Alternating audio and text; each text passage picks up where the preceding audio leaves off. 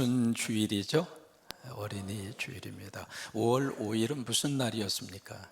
어린이날이었습니다. 1923년 5월 1일 쇼파 방정환 선생님을 중심으로 해서 우리 대한민국의 어린이날이라고 하는 날이 제정이 되죠. 이 어린이라고 하는 이 단어는요, 어린 아이의 높임말입니다. 그 전까지만 하더라도 아이들에 대한 높임말이 없었습니다. 흔히 우리가 그런 이야기 하잖아요. 애들은 가라, 그 다음에 아이들, 그런 식으로 해서 이 아이들에 대한 어른들의 인식이 아직 인격적인 대우를 받을 수 없는 미성년 존재로 그렇게 생각을 하고 있었습니다.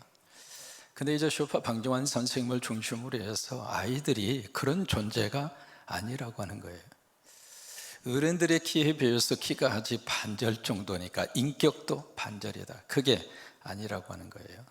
그래서 이제 어린 아이들에 대한 존칭어로, 존댓말로 어린이, 우리가 연세 드신 분들을 늙은이 그렇게 표현하잖아요. 그것도 존칭어입니다. 그런 것처럼 어린 아이들을 어린이라고 존칭을 하고 높임말을 써서 어린이날이라고 하는 날을 제정을 하게 됐습니다. 금년이 101돌이 되는 날입니다. 세계적으로 이 어린이날을 지키는 나라들이 굉장히 많습니다. 근데 날짜가 조금씩 다르죠. 태국 같은 경우에는 1월 둘째 주일 지난 토요일, 그날이 이제 어린이날로 지키고요. 일본 같은 경우는 조금 특이해요. 이 어린이날이 남녀가 구별이 돼 있더군요. 근데 남자 같은 경우에 있어서는 남자 어린이날이 5월 5일입니다. 그리고 여자 어린이날이 3월 3일입니다. 근데 특이한 것은 남자 어린이날 5월 5일은 쉬고 공휴일이고 여자 어린이날 3월 3일은 안 쉬어요. 참 거시기합니다. 인도 같은 경우에 있어서는요, 인도의 어린이날은 11월 14일입니다. 왜 그날이 어린이날이 됐을까? 초대 수상이었던 네루라고 하는 수상의 생일을 맞이해서 그때를 인도의 어린이날로 그렇게 지킵니다. 그러면 미국이나 캐나다나 영국 같은 경우에 있어서는 어린이날이 있을까요? 없을까요? 이렇게 묻는 이유가 있습니다. 없습니다. 그럼 왜 그 나라들은 어린이날을 특정하게 지정을 해서 지키지 않을까? 이유가 있습니다. 1년 365일이 어린이날이라고 하는 거예요. 그래서 어린이날을 따로 이렇게 제정해서 지키지 않습니다. 여러분, 각 자녀들 가정마다 귀한 자녀들을 이렇게 선물로 허락을 해주셨는데, 이 자녀들을 우리들이 들여다보면서 자녀들에 대한 소속이 과연 누구인가, 거기에 대한 성서적인 분명한 답을 가져야 할 필요가 있습니다. 거기에 대해서 시편 127편 3절에 하나님이 우리에게 그렇게 말씀을 하십니다. 같이 한번 고백하실까요? 보라, 자식들은 여호와의 기업이요 태의 열매는 그의 상급이로다. 거기 자식을 어떻게 표현했는가? 태의 열매다 그랬어요.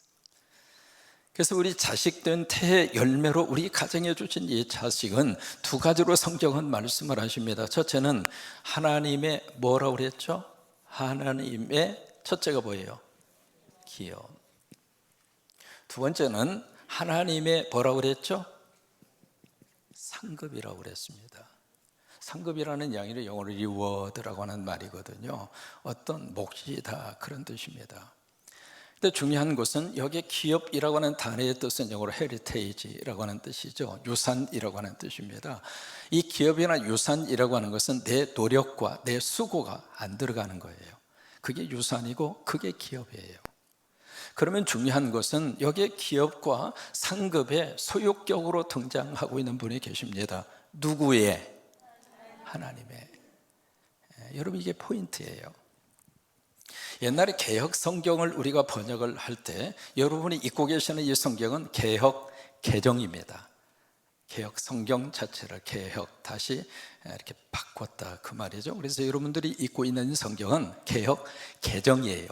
그 전에 개혁 성경이 나왔을 때 이 부분을 어떻게 번역했느냐면 여호와께서 주신 여호와의 기업이다, 이렇게 번역했어요. 그러니까 하나님이 나에게 주신 하나님의 기업이다, 이렇게 번역을 한 결과 그 성경을 읽는 성도들의 마음속에 무슨 생각이 들었는가? 자녀들은 하나님이 나한테 주셨구나, 그 생각을 가질 수밖에 없었어요. 여러분, 맞습니다. 맞는 이야기인데 중요한 것은 하나님이 나에게 주셨다, 그 다음부터 무슨 생각을 가지게 됐는가. 이 자식들은 내 거다, 소유권이 나에게 있다고 생각했습니다. 여러분, 맞아요, 틀려요? 아닙니다. 그래서 개역개정을 낼 때에는 그 성경의 원문의 뜻을 살려서 자식은 여호와의 기업이다, 하나님의 기업이다. 그 이야기는요, 자식에 대한 소유를 누가 주장할 수 있는가? 부모된 우리들이 내가 잉태해서, 내가 낳아서, 내가 길렀으니까 이것은 내 거야 라고 하는 소유를 가지고 자식을 바라보는 그 시각을 성경은 아니라고 하는 거예요. 하나님의 소유다, 하나님의 기업이고 하나님의 상급이다, 그거예요. 로마 시대에 로마 제국이 전체로 쭉 통치할 때에 로마 제국 속에 흐르고 있었던 하나의 문화가 있었습니다. 무슨 문화인가? 아버지의 파워 문화입니다. 그래서 the power of father라고 하는 단어를 씁니다. 이것이 로마 시대 전체에, 로마 제국 시대에 흐르고 있었던 하나의 문화였습니다. 아버지가 절대적인 파워를 가지고 있다, 특별히 자식에 대해서. 그래서 아버지의 이 절대적인 권한에 대해서 그 무엇도, 국가적인 권력도 그 누구도 아버지의 권한 행사에 대해서, 거기에 대해서는 누구도 제재하지 않았습니다. 그래서 이 아버지들이 내 자식이기 때문에, 내 것이기 때문에 이 자식을 마음대로 해도 된다라고 하는 의식과 전통과 그런 하나의 흐름이 있었습니다. 그래서 이 자식을 죽일 수도 있고, 자식을 죽인다 할지라도 법적인 제재를 받지 않았어요. 왜? 내 거니까. 뭐 살릴 수도 있고 죽일 수도 있고 내 마음대로 할 수 있다라고 하는 그런 의식이죠. 또 하나, 이 자식이 마음에 들지 않으면 돈을 받고 팔아요, 노예로. 그렇게 팔아도 누가 거기에 대해서 사회적으로 비난하거나 어떤 제재를 가하지 않았습니다. 왜? 아버지의 절대 권한 아래 있기 때문이다 그랬어요. 그런 로마 제국에 흐르고 있는 이 사상과 문화의 전통에 대해서 성경은 정면으로 그들에게 말씀하십니다. 자식은 하나님의 소유야, 네 소유가 아니다, 이 말이에요. 오늘 우리가 그 생각으로 여러분, 우리 가정에 하나님이 주신 자녀들을 바라볼 수 있게 되기를 바랍니다. 내 소유라고 생각하니까 무슨 생각이 드는가? 내가 뭔가 해야 돼요. 여러분, 안 할 수는 없죠. 그래서 내 소유라고 생각하고 나름대로 자녀들을 위해서 부모로서 최선을 다하고 뭔가 자식을 위해서 헌신하고 수고하는데, 여러분, 질문합니다. 자식이 마음대로 돼요? 대답 안 하시는 분들은 마음대로 됐습니까? 안 돼요. 아이가 처음에 잉태했을 때 우리가 그런 마음을 갖잖아요. 하나님이 이 자식 제대로 길러낼게요. 그런 마음 갖지 않는 사람 한 사람도 없어요. 여기에다가 귀를 갖다 대고 거기다가 아빠야, 아빠, 알아라, 깍국 아빠. 그래서 그 태아가 듣는다고 생각하고 태교 교육부터 시키잖아요. 그래서 나름대로 내가 아빠가 되고 엄마가 되면 이 아이야 최고의 멋진 아빠, 엄마가 될 거야. 이 세상에 가장 멋진 자녀로 길러낼 거야. 그 생각 갖지 않는 사람 아무도 없습니다. 다 그런 마음을 가지고 자녀를 낳는데, 과연 자식이 여러분 마음대로 되나요? 내 소유가 아닙니다. 누구 소유인가? 하나님의 소유예요. 그래서 시편에서는 아주 분명하게 여기 하나님의 기업이다 라고 하는 것을 영어로 그런 단어를 썼습니다. from이라고 하는 단어를 써요. Children from the Lord, 주님으로부터 왔다, 그 말이에요. 하나님으로부터 온 상급이라고 하는 거예요. 여기서 두 번째로, 그러면 이 자녀들을 어떻게 우리가 양육할 것인가? 자, 보세요. 이 자녀들이 하늘의 기업이라면, 하나님의 소속이 된 기업이라면 하나님의 소속 기업에 맞는 방식으로 이 기업을 운영해야죠.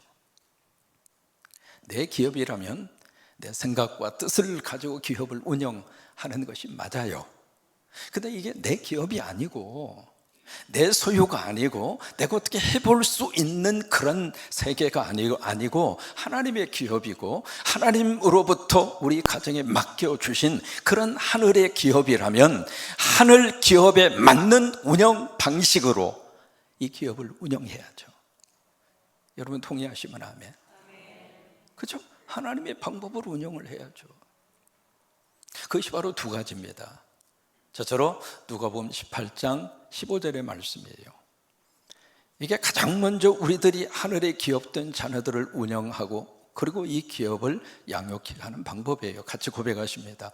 사람들이 예수께서 만져주심을 바라고 자기 어린아이를 데려왔다. 보세요. 여기 사람들이 등장합니다. 마태나 마가나 똑같이 어떤 사람들이다 그랬어요. 누구를 데리고 왔어요? 자기 어린아이입니다. 그러면 이 사람들은 누구일까요? 아저씨일까요? 아버지일까요? 부모죠. 부모잖아요. 왜? 자기 어린아이니까. 근데 여기 어린아이라고 하는 것을 영어로는 베이비라고 그랬습니다. 베이비.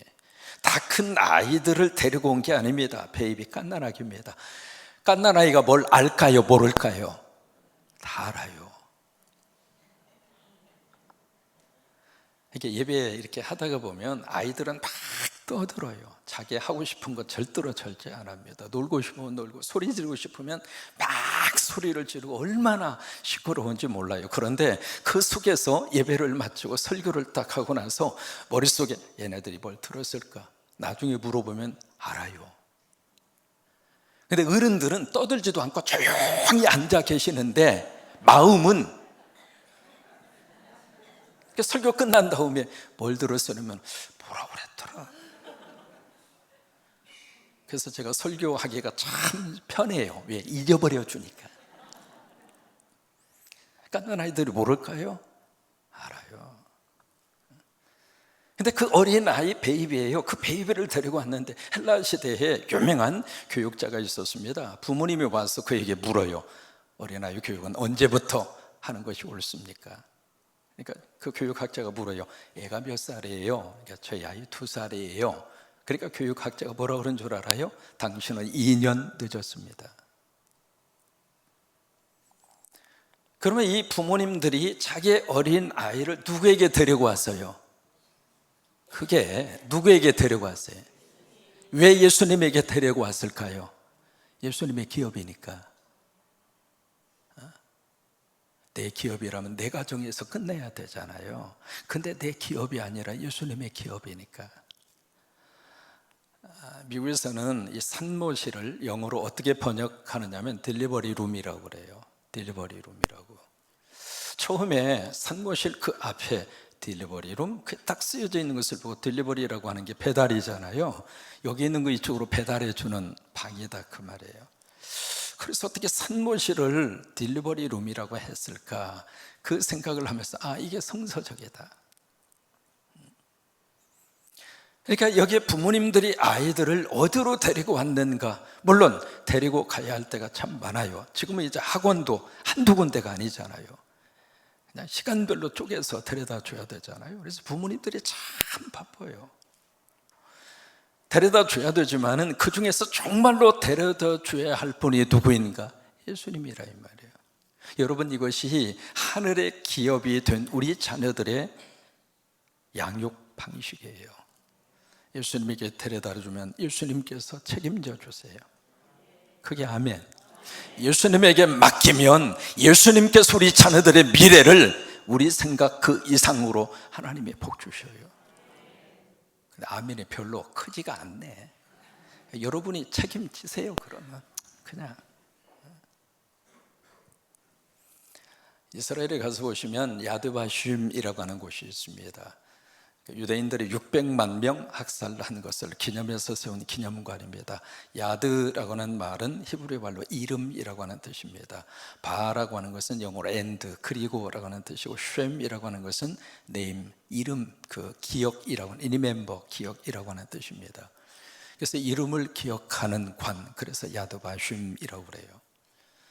거기 가서 보시면은 거기에 촛불이 딱 하나 켜져 있습니다. 근데 하나의 촛불을 가지고 거울을 통해서 반사를 해서 몇 개를 만들었는가? 100만 개를 만들었습니다.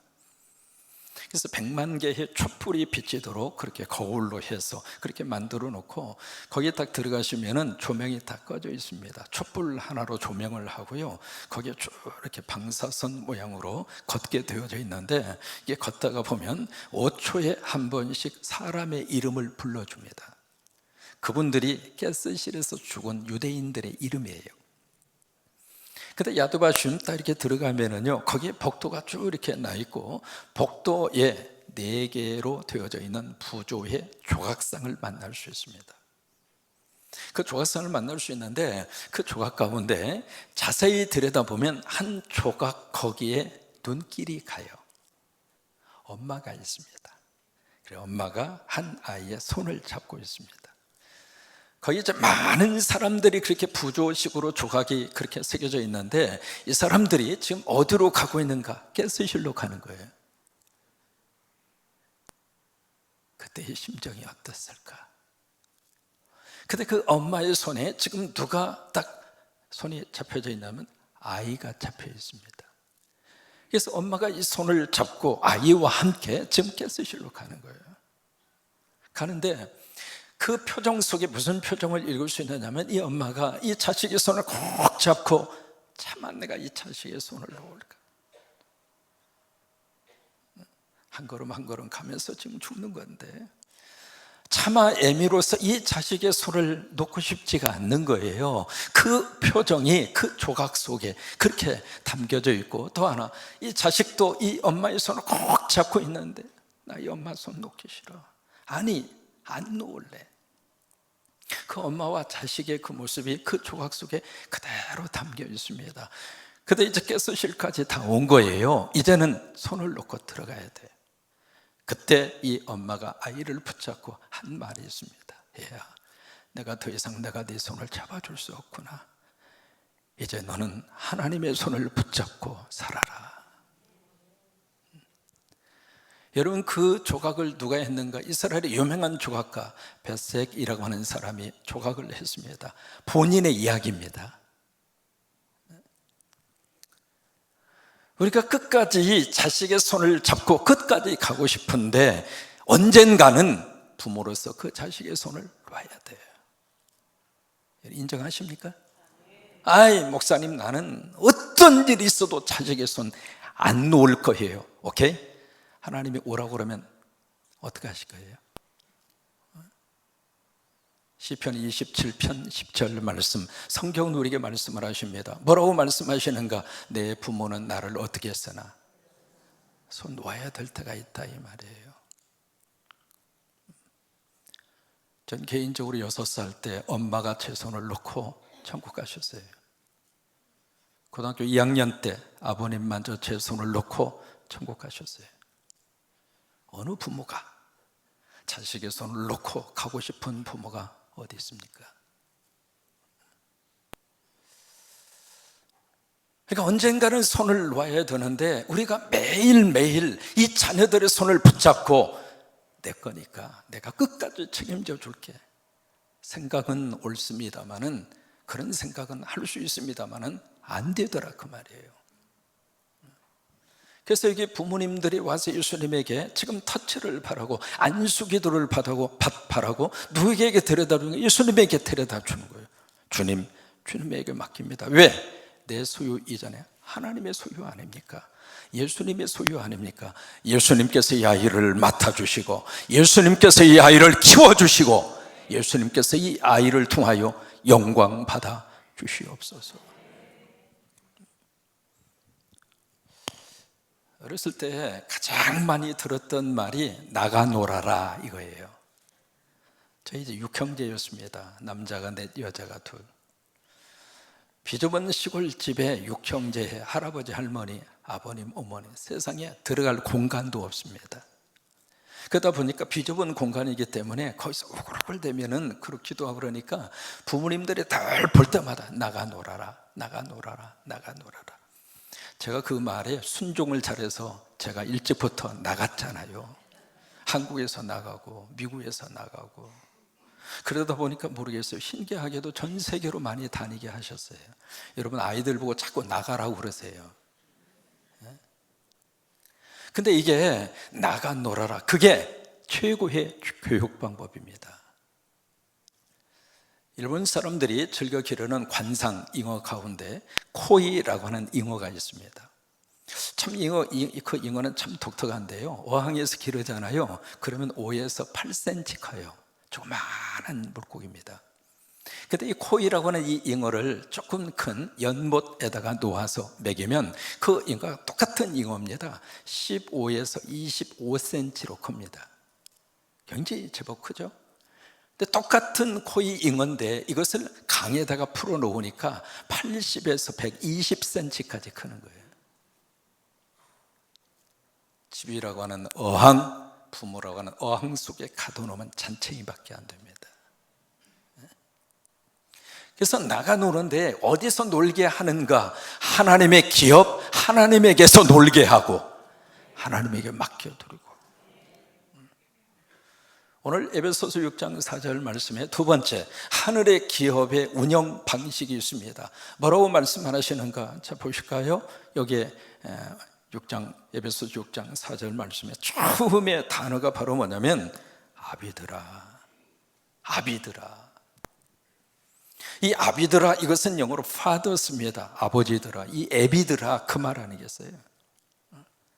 현대 가정에 여러 가지 많은 것들을 지적을 하고 여러 가지 것들을 말합니다만은 현대 가정 불행의 가장 첫 번째 요소, 아버지의 부재입니다.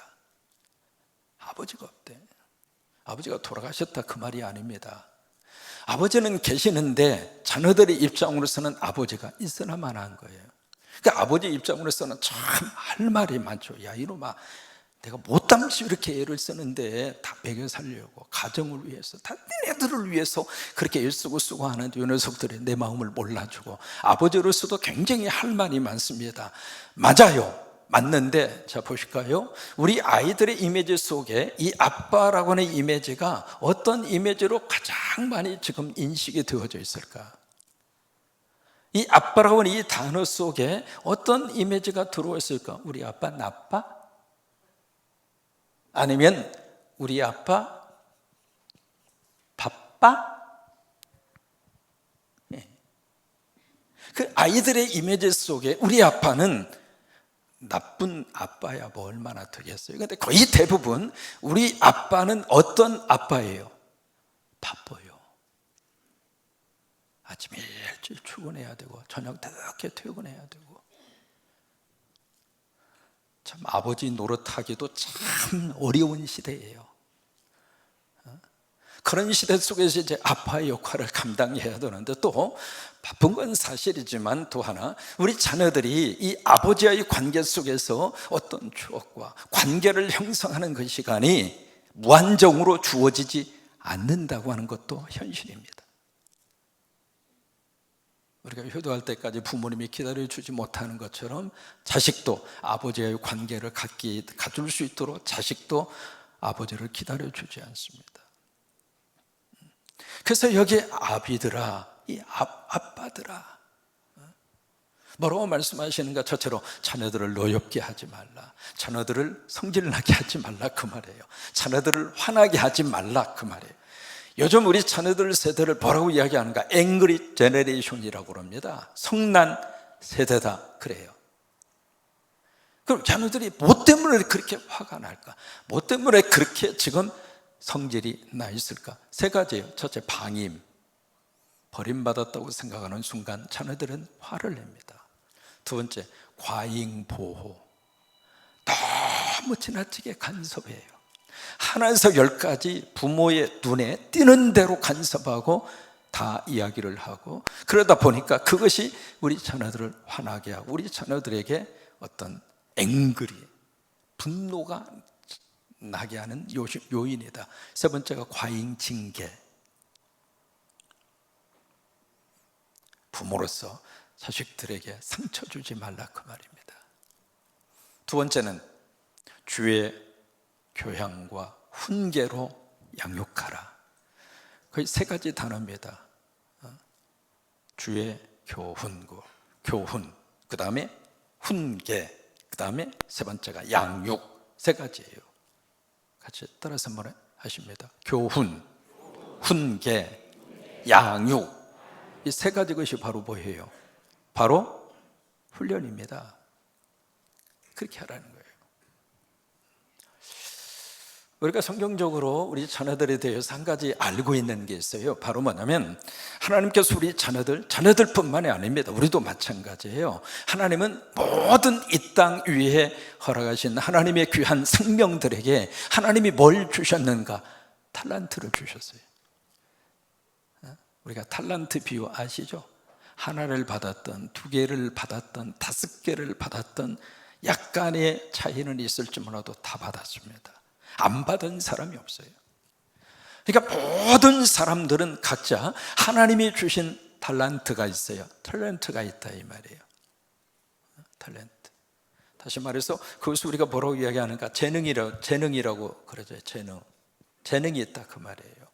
그래서 군뱅이도 어떤 재주가 있어요? 다 재주 있어요. 재주 없는 사람이 없어요.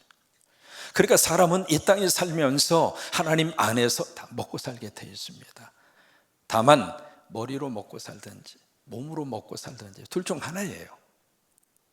그러니까 부모로서 이 아이가 앞으로 무엇을 통해서 삶을 살고 뭘 먹고 살아야 할 것인가, 그것을 잘 파악하는 것도 부모님들의 지혜입니다. 머리로 먹고 살 친구는 머리로 먹고 살도록 안내하면 돼요. 공부하게 하고, 그래서 이 지식이 최대한으로 발휘될 수 있도록 환경을 만들어주고, 또 몸으로 먹고 살아야 할 아이는 몸으로 먹고 살도록 처음부터 안내를 해주면 돼요. 이게 몸으로 먹고 살도록 태어났는데 머리로 먹고 살라고 얼마나 힘들겠습니까? 부모님도 힘들고 본인도 힘들고 이게 안 들어가는데. 그래서 나름대로 하나님이 각자의 모든 사람들에게, 자녀들에게도 이 재능을 주셨어요. 그래서 이 재능은 누가 줬는가? 하늘에서 준 거예요. 하늘에서 준 재능, 그것을 한문으로 표현하면 뭐라고 해요? 천재. 여러분은 다 천재입니다. 갑자기 눈이 커지시네. 우리 자녀들 다 천재입니다. 인정 안 하세요? 목사님 공부도 그런데 무슨 천재예요? 다 우리 닮아서 그런 거고, 하나님이 재능을 주어서 이 땅에 보내신 천재라 이 말이에요. 이게 한 방향을 놓고요, 모든 사람들이 출발선에서 땅 해서 출발하면 1등은 다 하나밖에 없는 거예요. 그런데 이 방향 자체를 각자 자기의 방향대로 자기가 뛰어가면 그곳에서는 자기가 1등이에요. 하나님은 전자가 아니라 후자입니다. 후자예요. 오늘 하나님의 기업, 하나님의 상급으로 주신 우리 자녀들이 하나님 안에서 멋지게 쓰임받게 되기를 바라고, 그 일에 부모된 우리가 너무 그냥 내 소유이고 내 것인 것처럼 그냥 우리 자녀들에게 하지 마시고, 여러분 기도하고 맡겨드리면 하나님의 거룩한 역사와 능력으로 하나님이 책임지십니다. 목사님은 그것을 어떻게 믿습니까? 저를 보면 알아요. 저 부모님도 일찍 세상 떠났다니까요. 그래도 목사 돼서 이 자리에 서 있잖아요. 저희 아이들 2008년도 미국에서 떠나면서 아이들 놓고 한국에 왔어요. 벌써 횟수로 몇 년입니까? 15년의 세월이 지났습니다. 하나님 책임지시잖아요. 아셨죠? 여러분 그 믿음으로 이 하늘의 기업, 이 아이들을 잘 계속 기도하세요. 기도하면 하나님이 책임져요. 기도하고 기본만 하세요. 그 이상 저기 하지 마시고 같이 우리 찬양하면서 우리 결단하십니다.